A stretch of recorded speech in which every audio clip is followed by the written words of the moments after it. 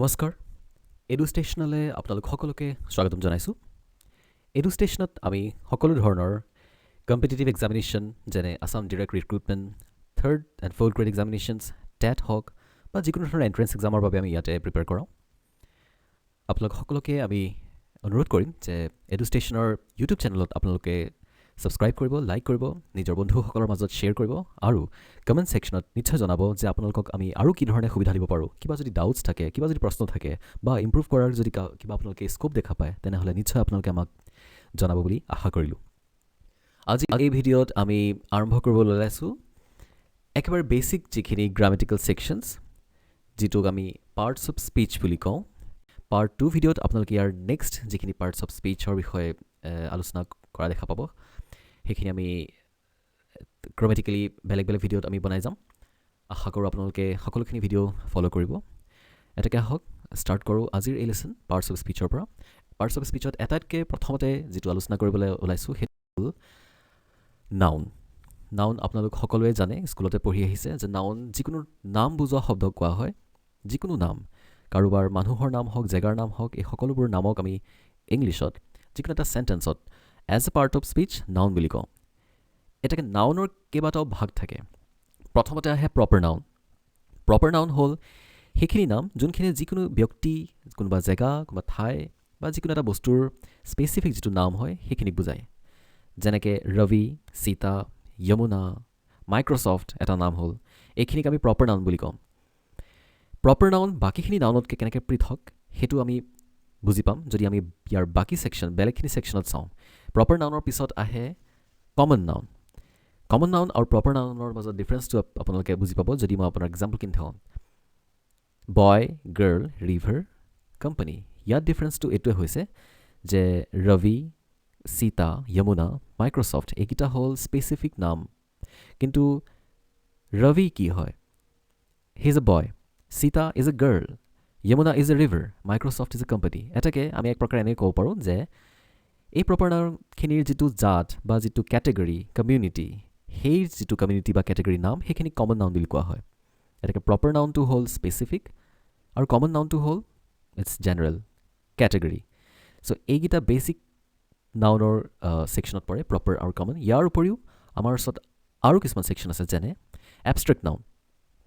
Abstract noun আমি পঢ়ি আহিছোঁ যে সেইখিনি নামক বুজোৱা হয় যোনখিনি নাম এনে কিছুমান বস্তু যিখিনি বস্তু সাধাৰণতে আমি পৃথিৱীত দেখা নাপাওঁ বা চকুৰে দেখিব নোৱাৰি বা অনুভৱ কৰিব নোৱাৰি যাৰ ফিজিকেলিটি নাথাকে যিখিনি কোনো পাৰ্থিৱ অস্তিত্ব নাথাকে কথাখিনি বুজোতে অকণমান হয়তো চাগে টান পাব পাৰে কিন্তু মই বুজাই দিছোঁ এবষ্ট্ৰেক্ট নাউন হ'ল সেইখিনি নাউন যোনখিনি অকল মনেৰে কনচেপ্টেৰে বুজিব পাৰি যেনেকৈ লাভ কাৰেজ এডুকেশ্যন নলেজ এইখিনিৰ এক্সিষ্টেঞ্চ আমি সদায় এটা মেণ্টেল কনচেপ্টেৰে বুজি পাওঁ ইয়াৰ কোনো সঁচি এক্সিষ্টেঞ্চ আমি এই জগতত দেখা নাপাওঁ যিহেতু চ' এইখিনি নাউনক এবষ্ট্ৰেক্ট নাউন বুলি কোৱা হয় next category is material noun হ'ল যিকোনো ধাতু যিকোনো বস্তু যিটো বস্তুৰে গঠিত একেবাৰে যি বেছিক তাৰ এলিমেণ্ট সেইখিনিক আমি মেটেৰিয়েল নাউন বুলি কওঁ যেনেকৈ উড হওক প্লাষ্টিক আইৰণ ছইল এইখিনি সকলো মেটেৰিয়েল নাউন ইয়াৰ নেক্সট কালেক্টিভ নাউন কোৱা হয় সেইখিনি নামক যোনখিনি সদায় কালেকশ্যন বুজায় যেনেকৈ বাঞ্চ আৰ্মি টিম গেং এইখিনি ৱৰ্ড হ'ল যোনখিনি ৱৰ্ডে কেতিয়াও ছিংগুলাৰ নুবুজায় এই ৱৰ্ডখিনি সদায় এটা গ্ৰুপে বুজাব কিন্তু আমি সাধাৰণতে এটা ভুল কৰি দিওঁ যে কালেক্টিভ নাউন এটা লিখা বা কোৱা বুলি কোৱাৰ লগে লগে আমি এটা কমন নাউনৰ পিছফালে এছ এটা লগাই পেলাই প্লুৰেল কৰি দিওঁ যিটো কালেক্টিভ নাউন কেতিয়া নহ'ব যেনেকৈ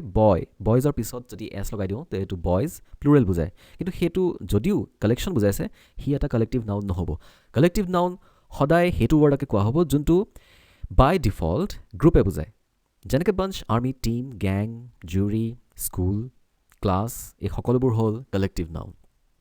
আশা কৰোঁ আপোনালোকে এই কনচেপ্টটো বুজি পাইছে কিবা যদি ডাউট হয় আপোনালোকৰ যদি কিবা অসুবিধা হয় বুজাত নিশ্চয় আমাক কমেণ্ট ছেকশ্যনত জনাব আমি নিশ্চয় সেইটো আৰু ইম্প্ৰভাইজ কৰি পেলাই বুজাবলৈ চেষ্টা কৰিম ইয়াৰ নেক্সটত আহিছে ইয়াৰ ইউজবোৰ আমি কেনেকৈ ইউজ কৰোঁ নাউনক আহক চাওঁ ফৰ এক্সাম্পল এইটো এটা বাক্য য'ত আমি পাইছোঁ এটা ছাবজেক্ট ইজ ৰবি ভাৰ্ব ছেকশ্যনত আছে ইজ প্লেয়িং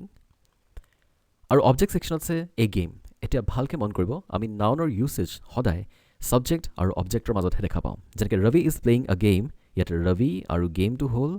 এটা নাউন এটাকে সদায় মনত ৰখাটো উচিত যে যিকোনো এটা বাক্যত আমি নাউন সদায় ছাবজেক্ট আৰু অবজেক্টৰ মাজতহে দেখা পাওঁ তাৰ বাহিৰে আমি কোনো এটা ছেকশ্যনৰ মাজত নাউনৰ অৱস্থিতি নাপাওঁ আৰু এক্সাম্পল আছে The army attacked on the gang ইয়াত দেখা পাইছে যে আৰ্মি এটা collective noun attacked on the gangটো এটা কালেক্টিভ নাউন হৈ আছে চ' ইয়াতো ঠিক সেইধৰণে ছাবজেক্ট আৰু অবজেক্টত আমি নাউনৰ অৱস্থিতি দেখা পাইছোঁ Delhi is a big metropolitan city ইয়াতে Delhi again it's a proper noun আৰু city এটা common noun so Delhi is a big metropolitan city এইখিনি আছিলে নাউনৰ ইউছেজ আমি ইয়াৰ কেইটামান আৰু ভাগ পাওঁ কেইটামান আৰু কেটেগৰী পাওঁ তাৰ ভিতৰত প্ৰথমটো ইম্পৰ্টেণ্ট কেটেগৰী হৈছে countable nouns and uncountable nouns এইখিনি কনচেপ্ট আমি স্কুলত সৰুতে পাই আহিছোঁ তথাপিও এইটো এটা সমূহ ৰিভিজন হয় কাউণ্টেবল নাউন্স হয় আপোনালোকে বুজি পাইছে যোনখিনি নাউনক আমি কাউণ্ট কৰিব পাৰিম অৰ্থাৎ গণনা কৰিব পাৰিম গন্তি কৰিব পাৰিম সেইখিনিক আমি কাউণ্টেবল নাউন্স বুলি ধৰোঁ আৰু যোনখিনিক আমি গন্তি কৰিব নোৱাৰোঁ সেইখিনি আনকাউণ্টেবল নাউন্স বুলি কোৱা হয় সাধাৰণতে দেখা পোৱা যায় যে কাউণ্টেবল নাউন্সখিনি নম্বৰত আমি তেওঁলোকক ভিজুৱেলাইজ কৰিব পাৰোঁ অৰ্থাৎ তেওঁলোক এটাৰ পৰা বেছি হ'ব পাৰে কিন্তু কিছুমান এনেকুৱা নাউন থাকে যোনখিনি আনকাউণ্টেবল অৰ্থাৎ যোনখিনি কাউণ্ট কৰিব নোৱাৰি বা তেওঁলোকক নাম্বাৰ্ছ হিচাপে দেখা পোৱা নাযায় ফৰ এক্সাম্পল প্ৰথমতে আপুনি কাউণ্টেবল নাউনক ডেফিনেশ্যন হিচাপে আমি বুজি লওঁ যে countable noun is the noun that can be counted so' examples are we bought 6 tables so ইয়াত tables এটা কাউণ্টেবল নাউন হয় অৰ্থাৎ আমি টেবুলক কাউণ্ট কৰিব পাৰোঁ যে এখন টেবুল বা দুখন টেবুল বা ছখন টেবুল ঠিক তেনেকৈ I have a few friends অৰ্থাৎ মোৰ কেইবাজন বন্ধু আছে she watched many movies last month movies it's a noun and that it can be counted এটাকে এইখিনি নাউনক আমি কাউণ্টেবল নাউন হিচাপে কনচিডাৰ কৰোঁ যোনখিনি আনকাউণ্টেবল সেইখিনি হৈছে those nouns that cannot be counted. For example, J. Priestley discovered oxygen. Now, oxygen cannot be counted. Oxygen এটা এনেকুৱা এলিমেণ্ট আমি দেখা পাইছোঁ যোনটো আমি নম্বৰত দেখা নাপাওঁ বা তেওঁলোকক কাউণ্ট কৰিব নোৱাৰি অৰ্থাৎ oxygen is one single item আৰু সেইটো আনকাউণ্টেবল হয় ঠিক তেনেকৈ they decided to sell the furniture হয় আমি ফাৰ্নিচাৰ বুলি ক'লে ভালেমান কালেকশ্যন ভিজুৱেলাইজ কৰোঁ যেনেকৈ চকী টেবুল কিন্তু ইংলিছত আমি ফাৰ্নিচাৰ বুলি ক'লে আনকাউণ্টেবল নাউন হিচাপেহে ধৰোঁ অৰ্থাৎ ফাৰ্নিচাৰ এটা ছিংগল নেইম যোনটোৱে অ'ভাৰঅল কালেকশ্যনকে বুজায় অৰ্থাৎ ফাৰ্নিচাৰ বুলি ক'লে হয়তো এখন টেবুল বা এখন চকী বা কেইবাখনো টেবুল বা চকী আৰু টেবুলসমূহক বুজোৱা হ'ব just like that much money was wasted on the show' এতিয়া মানি এইটো এটা বিৰাট কমন ৱৰ্ড যোনটো সাধাৰণতে আমাৰ খেলি মেলি লাগে যে এইটো কাউণ্টেড নে আনকাউণ্টেড নাও মানি হয় আমি পইচা সাধাৰণতে কাউণ্ট কৰিব পাৰোঁ কিন্তু কথাটো হ'ল আমি আচলতে মানি যিটো ৱৰ্ড সেইটো কাউণ্ট কৰিব নোৱাৰোঁ আমি কাৰেঞ্চিটোহে কাউণ্ট কৰিব পাৰোঁ যেনেকৈ ৰুপিজ পেচা ডলাৰ বাট মানি যিটো ৱৰ্ড সেইটো আনকাউণ্টেবল হয় এইখিনি কথা মনত ৰখাটো উচিত ঠিক তেনেকৈ নেক্সট এটা ইম্পৰ্টেণ্ট পাৰ্ট হ'ল singular nouns and plural nouns ঠিক যেনেকৈ আমি নাউনক কাউণ্ট কৰিব পাৰিছিলোঁ বা আনকাউণ্টেবল এটা কেটেগৰীত ৰাখিছিলোঁ ঠিক তেনেকৈ আমি নাউনক ছিংগল নে প্লুৰেল এটা নে এটাতকৈ বেছি সেইটো কেটেগৰাইজেশ্যনটো ৰাখোঁ এইখিনি বস্তু এইটো কাৰণে ডিছকাছ কৰা হৈছে কাৰণ ইয়াৰ পৰৱৰ্তী শ্লাইডত মই কেইটামান ইম্পৰ্টেণ্ট বস্তু নাউনৰ বিষয়ে ডিছকাছ কৰিম যোনখিনি আমাৰ সাধাৰণতে এক্সাম অৰিয়েণ্টেড হয় নাও singular noun A noun single in number is considered as singular noun. For example, cat, dog, table. These are single in number. But a noun more than one in number is considered as plural noun. অৰ্থাৎ যদি এনেকুৱা noun আছে যোনটো number হিচাপে আমি visualise কৰিব পাৰিছোঁ যে এটাতকৈ বেছি আছে তেতিয়াহ'লে আমি সেই নাউনটোক প্লুৰেল নাউন বুলি ক'ম for example cats dogs tables আৰু আপোনালোকে মন কৰিব পাৰিছে যে এই নাউনখিনি প্লুৰেল কৰিবলৈ আমি প্ৰত্যেকটো নাউনৰ পিছত এটা এছ এড কৰিছোঁ So this is how we change a singular noun into a plural one. But we have some exceptions. কিছুমান অকণমান কথা মন কৰিবলগীয়া থাকে যে কেতিয়াবা আমি এছৰ ব্যৱহাৰটো অকণমান সাৱধানেৰে চাবলগীয়া হয় যেনে certain nouns exist in plural forms only. কিছুমান নাউন থাকে যোনখিনি আগতীয়াকৈ প্লুৰেল ফৰ্মে বুজায় Thus as cannot be removed from such nouns to make them singular in form. অৰ্থাৎ সেই নাউনবোৰত এছটো এডেড হৈ থাকে by default. আপুনি সেই এছটোক আঁতৰাই পেলাই সেই প্লুৰেল নাউনটোক ছিংগুলাৰ কৰিব নোৱাৰে ফৰ এক্সাম্পল চিজাৰ্ছ অৰ্থাৎ কেঁচি ট্ৰাউজাৰ্ছ পেণ্টছ আগেইন এইটো ইটছ এ বটম ৱেৰ ট্ৰাউজাৰ্ছ পেণ্টছ দুটা বটম ৱেৰে হয় কিন্তু আপুনি ইয়াত থকা এছটোক আঁতৰাই পেলাই ছিংগল বুজাব নোৱাৰে ঠিক তেনেকৈ ছানগ্লাছেছ আমি সাধাৰণতে ছানগ্লাছ বুলি কওঁ কিন্তু সেইটো ভুল হয় একচুৱেলি ছানগ্লাছেছ হয় আৰু এটা বিৰাট কমনলি ইউজড ৱৰ্ড কংগ্ৰেচুলেশ্যনছ এটা কালেক্টিভ নাউন যিখিনি হয় সেই কালেক্টিভ নাউনে এটা গ্ৰুপ বুজায় এটা গোট বুজাব বা কেইবাটাও বেছি বা থকা ৱৰ্ডক একেলগে যদি আমি বুজাবলৈ যাওঁ তেতিয়া আমি সেইটো কালেক্টিভ নাউন হিচাপে কওঁ for example the flock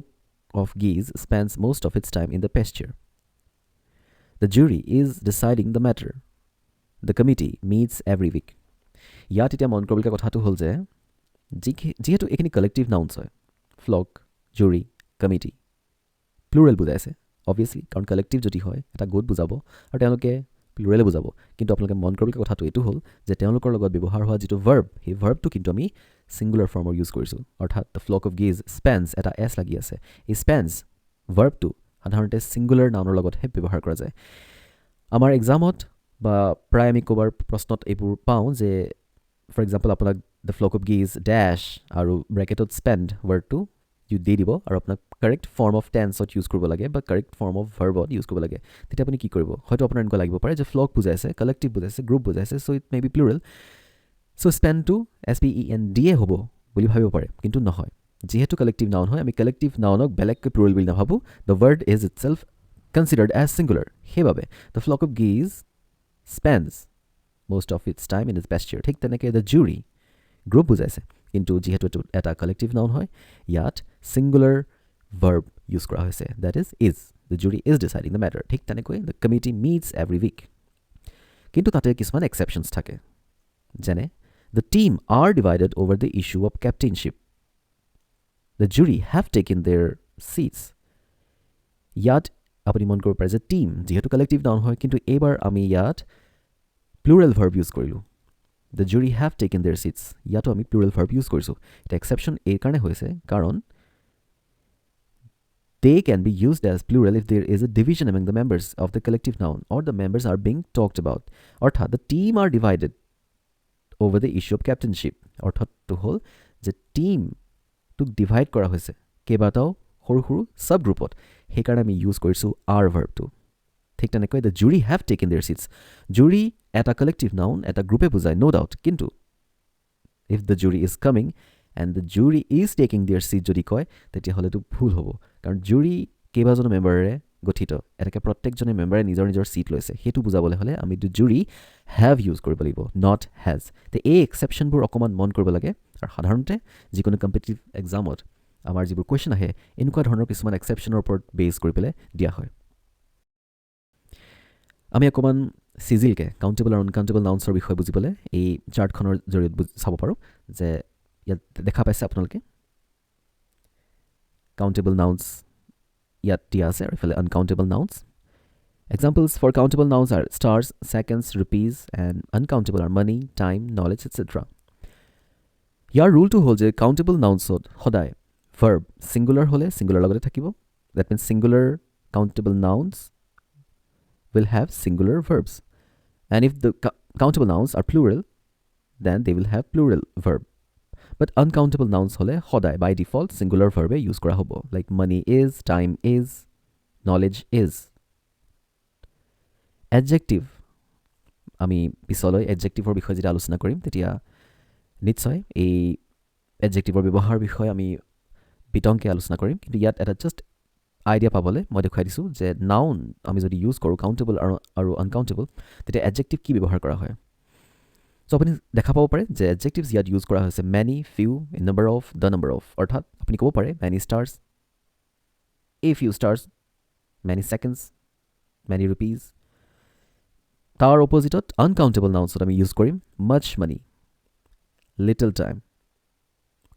little knowledge much knowledge a quantity of knowledge etcetera এইখিনি বুজোতে যদি আপোনাৰ কোনো অসুবিধা হৈছে তেতিয়াহ'লে চিন্তা কৰিব নালাগে আমি এডজেক্টিভৰ বিষয়ে যেতিয়া ডিটেইলছত আলোচনা কৰিম এই বস্তুখিনি আকৌ ৰিপিট কৰা হ'ব তাৰ বাবে আপুনি আমাৰ প্ৰত্যেকটো ভিডিঅ' ফ'ল' কৰিব আৰ্টিকলছ ন' ডাউট কাউণ্টেবল নাউন্সৰ ক্ষেত্ৰত আমি এ এণ্ড দ্য ইউজ কৰিব পাৰিম কিন্তু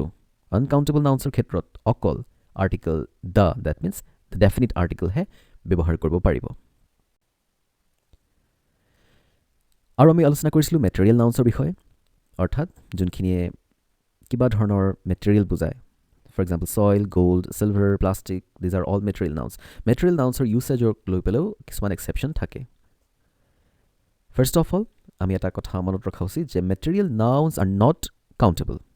that is cannot be counted, অৰ্থাৎ মেটেৰিয়েল নাউন্স আমি কাউণ্ট কৰিব নোৱাৰোঁ। They can be measured or weighed, হয় আমি তেওঁলোকক জুখিবহে পাৰিম। Usually singular verb is used with them and article does not come before them. সাধাৰণতে মেটেৰিয়েল নাউন্সৰ লগত ছিংগুলাৰ ভাৰ্ব ইউজ কৰা হয় আৰু কোনো মেটেৰিয়েল নাউনৰ আগত আৰ্টিকল ব্যৱহাৰ কৰা নহয়। For example, gold is a precious metal, আপুনি the gold is a precious metal লিখিব নোৱাৰে, এইটো ভুল হ'ব। Another example, soils of Assam are rich in minerals and nutrients. এইটো আপোনাৰ ভুল হ'ব যদি আপুনি কয় soil of Assam is rich in minerals and nutrients, অৰ্থাৎ আমি soil s লগাব নোৱাৰে, because soil is uncountable, so soil will have a singular form. কিছুমান কথা মনত ৰখা উচিত, যেনে some nouns are plural in form but singular in meaning, they would take singular verb, অৰ্থাৎ কিছুমান নাউন বাই ডিফল্ট প্লুৰেল হয় কিন্তু মিনিংটো তাৰ ছিংগুলাৰ হ'ব পাৰে, সেইবাবে তেওঁলোকে সদায় ছিংগুলাৰ ভাৰ্বে কেৰি কৰিব। For example, news, politics, ethics, economics, এই শব্দবোৰ, এই নাউনবোৰ ফৰ্মত প্লুৰেলে হয় কিন্তু মিনিংটোত তেওঁলোক ছিংগুলাৰ হ'ব। এতেকে no news is good news, politics is a dirty game, ethics demands honesty, এইখিনিত আমি চাব পাৰোঁ যে প্ৰত্যেকটো ৱৰ্ডৰ লগত ছিংগুলাৰ ভাৰ্ব ইউজ কৰা হৈছে। Second point, some nouns are singular in form but plural in meaning, hence they would take plural forms, অৰ্থাৎ কিছুমান নাউন্স আকৌ ফৰ্মত ছিংগুলাৰ হয় কিন্তু মিনিঙত তেওঁলোক প্লুৰেল হ'ব, সেইবাবে তেওঁলোকৰ লগত আপুনি প্লুৰেল ভাৰ্বহে ইউজ কৰিব পাৰিব। For example, cattle, cavalry, children, অৰ্থাৎ আপুনি যদি কেটল লিখিছে তেতিয়াহ'লে cattle are grazing in the field হ'ব, কেটলক আপুনি ইজ ব্যৱহাৰ কৰিব নোৱাৰে। In the same way, our infantry have marched forward, infantry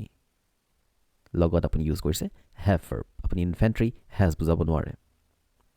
এইখিনিতে এটা ইম্পৰ্টেণ্ট ইনফৰ্মেশ্যন দিব খোজোঁ যে আমাৰ যিটো অফিচিয়েল এপ এডুষ্টেশ্যন, সেইটো আপোনালোকে প্লে ষ্ট'ৰৰ পৰা ডাউনলোড কৰিব পাৰিব, নহ'লে আমাৰ এই ভিডিঅ'ৰ ডেছক্ৰিপশ্যনতো লিংক দিয়া আছে, যাৰ জৰিয়তে আপোনালোকে কৰ্চৰ লিংক বা এপ্লিকেশ্যনৰ লিংকটো চাব পাৰিব। এইটো ইনষ্টল কৰাৰ পিছত আপোনালোকে বিভিন্ন ধৰণৰ কৰ্চসমূহ এভেইলেবল পাব, যেনে ADRE, APSc, CSAT, CTET হওক, আছাম পুলিচ হওক, নেট বেংকিং বা মক টেষ্ট হওক বা বিভিন্ন বুকছ বা ৰেকৰ্ডেড ভিডিঅ'ছখিনি আপোনালোকে এই কণ্টেণ্ট লিষ্টৰ থ্ৰুৱেদি আপোনালোকে চাব পাৰিব। এই ফাইলছখিনি আপোনালোকে চেক কৰি চাব পাৰে, দুই এটা তাতে আপোনালোকে ফ্ৰী কণ্টেণ্টো পাব। ফ্ৰী কণ্টেণ্টখিনি চেক কৰি যদি আপোনালোকে ভাবে যে এই কৰ্চসমূহ আপোনালোকে ল'ব বিচাৰিছে, তেনেহ'লে আপোনালোকে অ'ভাৰভিউত যদি যায়, অ'ভাৰভিউত গৈ পেলাই আপোনালোকে এনৰোল কৰিব পাৰিব। যদি এই অ'ভাৰভিউ লিষ্টখন লাষ্টৰ ফালে যায়, স্ক্ৰল ডাউন কৰিলে আপোনালোকে কুপন কোড পেনেল এটা পাব, য'ত আপোনালোকে আশুতোষ 20 মোৰ নামত এই কোডটো পুট কৰিলে 20% ডিছকাউণ্ট পাব। ইনিচিয়েলি এই কৰ্চটোত 50% ডিছকাউণ্ট দি থোৱা আছিলে, বাট এই কোডটো দিলে আৰু এডিশ্যনেল 20% ডিছকাউণ্ট দিয়া হ'ব। তাৰপিছত আপোনালোকে বাই নাও কৰিলে আপোনালোকৰ ফোন নম্বৰ, ইমেইল ID বা দৰকাৰী এই ডিটেইলছসমূহ দিব। তাৰপিছতে এটা OTP ভেৰিফিকেশ্যন কৰিব লাগিব, সেই OTPটো আপোনালোকে SMS থ্ৰুৱেদি পাব আৰু ভেৰিফিকেশ্যন কৰাৰ পিছত আপোনালোকে এপ্লিকেশ্যনটো এক্সেছ কৰিব পাৰিব। তাৰপিছতে আপোনালোকে দেখাব পে'মেণ্ট গেটৱে এটা খোল খাব, আৰু পে'মেণ্ট গেটৱে আপোনালোকে কাৰ্ড পে'মেণ্ট বা যিকোনো এপৰ থ্ৰুৱেদি বা জিপে হওক তাৰ থ্ৰুৱেদি পে' কৰিব পাৰিব। আৰু পে' কৰাৰ পিছত যিটো পে'মেণ্ট হয়, সেই পে'মেণ্টৰ স্ক্ৰীনশ্বটটো এই দিয়া নম্বৰটো 8404096953 এটা স্ক্ৰীনশ্বট পঠিয়াব। স্ক্ৰীনশ্বটটো পঠিওৱাৰ পিছত আপোনালোকে এপটোৰ এক্সেছ পাব। আপোনালোকে যদি এপটো ইনষ্টল কৰি থৈছে, তেতিয়াহ'লে সেই এপটো এটা মোবাইল ভেৰিফিকেশ্যনৰ থ্ৰুৱেদি, য'ত এটা OTP দৰকাৰ হ'ব, সেইটো দি পেলাই এই প্ৰথম ইণ্টাৰফেচটোত আপোনালোকে হোম ক্লিক কৰিব পাৰিব। তাৰপিছত প্ৰফাইলত ক্লিক কৰিলে আপোনালোকে দেখা পাব যে আপোনালোকৰ এনৰোল্ড কৰ্চসমূহ ইয়াত ভিজিবল হৈ আছে। ইয়াতে আপোনালোকে বিভিন্ন ধৰণৰ মক টেষ্ট হওক, ৰেকৰ্ডেড ভিডিঅ'জ হওক, বাকী সকলো ধৰণৰ ছাৰ্ভিচৰ ভিডিঅ'জ বা পেকেজখিনি ইয়াতে এক্সেছ কৰিব পাৰিব। যিসকলে এই আমাৰ এডুষ্টেশ্যনক ৱেবছাইটৰ থ্ৰুৱেদি এক্সেছ কৰিব বিচাৰিছে, তেওঁলোকে আমি দিয়া নম্বৰটো, য'ত আপোনালোকে স্ক্ৰীনশ্বট পঠিয়াইছিলে, সেই নম্বৰৰ জৰিয়তে আপোনালোকক সুবিধা দিয়া হ'ব কিদৰে আপোনালোকে ৱেবছাইটত PC থ্ৰুৱেদি এডুষ্টেশ্যনক এক্সেছ কৰিব পাৰিব। আশা কৰোঁ আমাৰ এই গোটেই প্ৰচিডিউৰখিনি আপোনালোকৰ কাৰণে যথেষ্ট সুবিধাজনক হ'ব। ধন্যবাদ।